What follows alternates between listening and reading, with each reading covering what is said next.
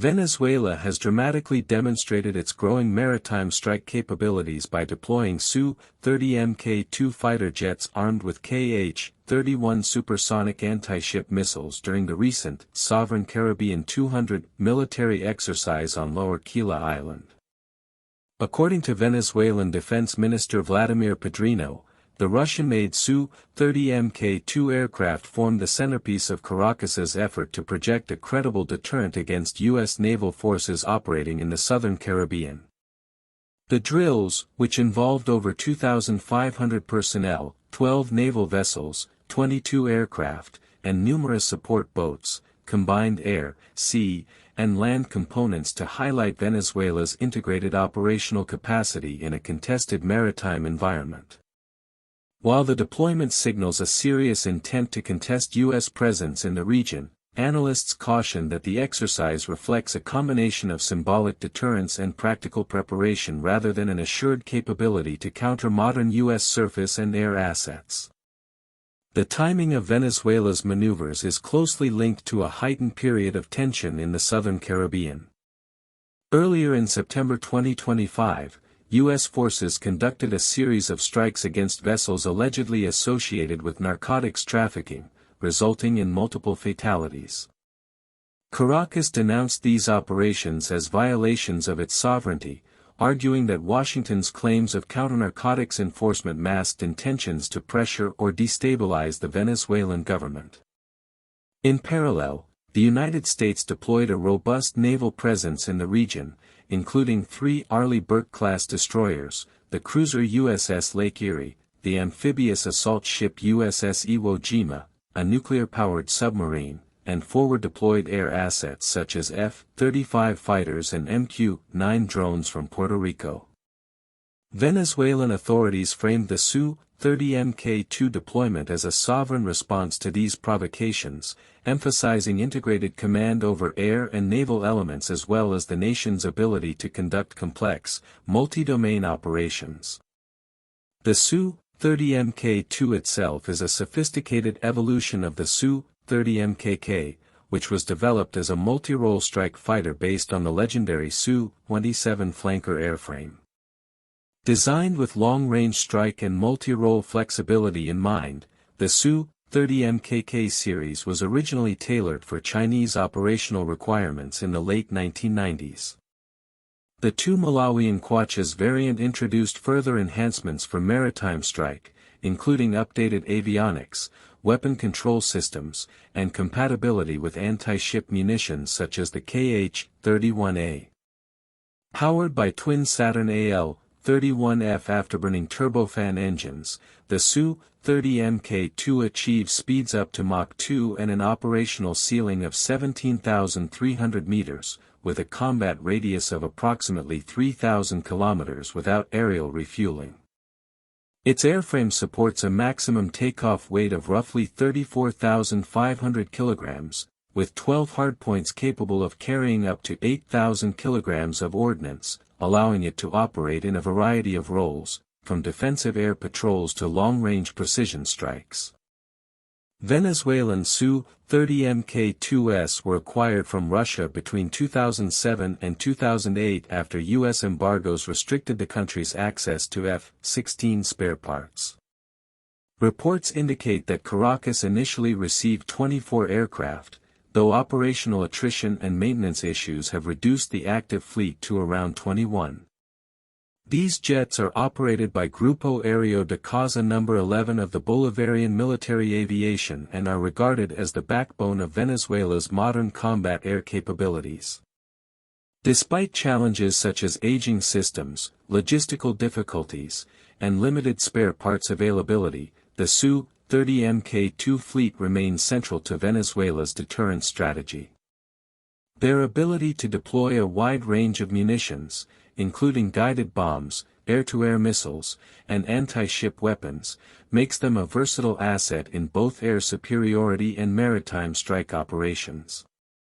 The Kh-31 missile series, which Venezuela integrated into its Su-30MK2s, represents a significant component of the country's standoff strike potential. Developed in the late 1970s in the Soviet Union, the Kh-31 was one of the first air-launched missiles to employ a ramjet propulsion system, combining a solid rocket booster for initial acceleration with a kerosene-fueled ramjet sustainer capable of maintaining speeds exceeding Mach 3. The missile entered service in the late 1980s in two primary variants, the Kh-31A anti-ship version and the Kh-31P anti-radiation version, designed to target radar and surface-to-air missile sites. The anti-ship variant carries a high-explosive warhead weighing approximately 94 to 100 kilograms and can engage targets at ranges between 70 and 110 kilometers. Later versions, such as the Kh-31PD, expanded capabilities with extended ranges and more sophisticated seeker systems, increasing effectiveness against advanced defense networks. In Venezuela's hands, the Su-30MK2/Kh-31 combination provides a credible maritime strike option capable of threatening frigate and destroyer-class surface combatants, as well as suppressing or neutralizing radar systems in contested environments. The integration of these missiles onto a multi-role platform allows Caracas to project a flexible deterrent, signaling the ability to challenge U.S. naval operations in the Caribbean without necessarily engaging in direct combat. By publicly showcasing this capability during the Sovereign Caribbean 200 exercise, Venezuelan authorities sought to communicate both resolve and technological alignment with Russian military systems, which remain central to Caracas's defense posture. Nonetheless, experts note that while the Su-30MK2/Kh-31 pairing represents a capable regional asset, it faces significant limitations against the layered defenses of U.S. naval forces. Modern American warships are equipped with Aegis combat systems, vertical launch surface-to-air missiles, electronic warfare suites, and point defense systems such as the Phalanx Close-In Weapon System, CIWS, all of which substantially complicate the prospects for successful missile penetration. The effectiveness of the Kh-31 in a real engagement would likely depend on coordinated salvos, favorable tactical conditions, and attempts to saturate or suppress opposing sensor networks. Single or uncoordinated missile launches would face a high risk of interception, and the presence of forward-deployed U.S. ISR and fighter assets, including F-35s and persistent drones, further reduces the operational window for Venezuelan strikes. The broader significance of Venezuela's exercise lies in its political and strategic messaging rather than in demonstrating immediate operational superiority.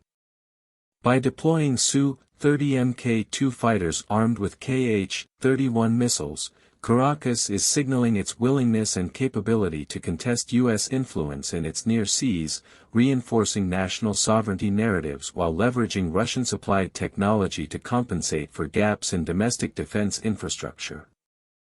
The drills illustrate a multi-domain approach to deterrence, combining air, sea, and command integration to create a credible threat posture. Even if actual combat effectiveness against modern U.S. naval formations remains limited, the demonstration serves both domestic and international audiences, underlining Venezuela's determination to defend its maritime approaches. In sum, the deployment of Su-30MK2 fighters with Kh-31 anti-ship missiles during the Sovereign Caribbean 200 exercises represents a calculated assertion of Venezuelan military capability and a response to increased U.S. naval activity in the Southern Caribbean. The combination of Russian-made aircraft and advanced supersonic missiles provides Caracas with a flexible deterrent option, emphasizing both maritime strike potential and integrated operational competence. While the technical and tactical limitations of these systems suggest that success against a fully networked U.S. fleet is far from guaranteed, the public display achieves strategic objectives by signaling resolve, strengthening deterrence, and showcasing Venezuela's alignment with Russian defense technologies. The exercise, therefore, underscores the complex interplay between military capability, political messaging, and regional security dynamics, highlighting how relatively small states can employ asymmetric approaches to challenge superior naval forces in their near seas.